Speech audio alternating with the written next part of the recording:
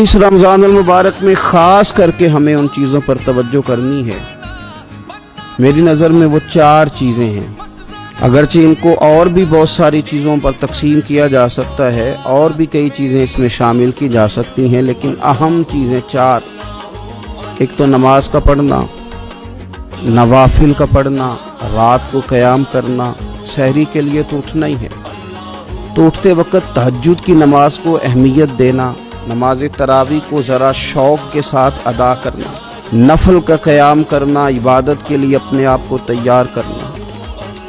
اور دوسرے نمبر پر قرآن حکیم کی تلاوت کو ذوق شوق کے ساتھ کرنا،